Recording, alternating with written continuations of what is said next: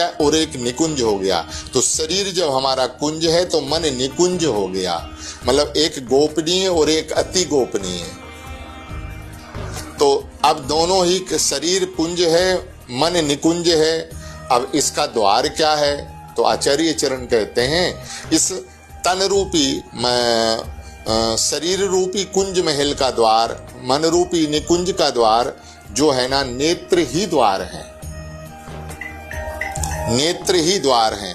तो हम नेत्रों के माध्यम से श्यामा श्याम का जो रसपान करते हैं, युगल को भावना के द्वारा अपने नेत्र कमल के द्वार से हृदय रूपी सिंहासन में, हृदय रूपी कुंज में युगल सरकार को विराजमान करके उनकी यथासाध्य सेवा करना, उस सेवा में डूब जाना, उसको मानसी कहते हैं, संलग्न हो जाना। तो मन से ही दूसरे भाव में आचार्य चरण कहते हैं तन रूपी तो महल है, मन रूपी प्रियालाल, कुंज केल निरखें तहाँ कीने रसिक निहाल। बोले तन रूपी महल हो गया और मन रूपी श्यामा श्याम हो गए, क्योंकि मन के द्वारा सिद्ध करना है, ना वहाँ वस्तु है ना विषय है।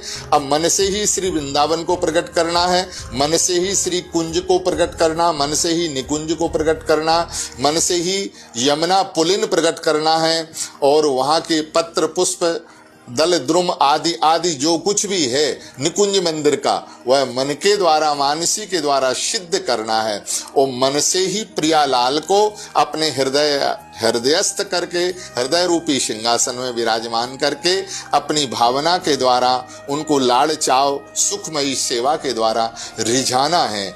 जैसे मानसी में प्रातः काल की जो सेवा है, प्रातः काल में जिसको हम लोग मंगला दर्शन कहते हैं, तो मंगला का स्वरूप है युगल सरकार सुखद सेज के ऊपर, कोमल सेज के ऊपर पौड़े हुए हैं, और पौड़ने में सहचरियां प्रथम ड्योढ़ी के ऊपर जा करके अपने झरोकान में से, कुंज महल के झरोकान में से युगल सरकार का रूप सुधापान करती हैं, उनको निहारती हैं। युगल कैसे पौड़े हुए हैं, तो उनकी जो पौड़न है उसको दृष्टि में आत्मसात करते हुए, ध्यान करते हुए, और उसमें डूब करके युगल की पौड़न को निहार करके सखियां बलिहार होती हैं, युगल की बलैयां लेती हैं, आनंद रस का अनुभव करती हैं।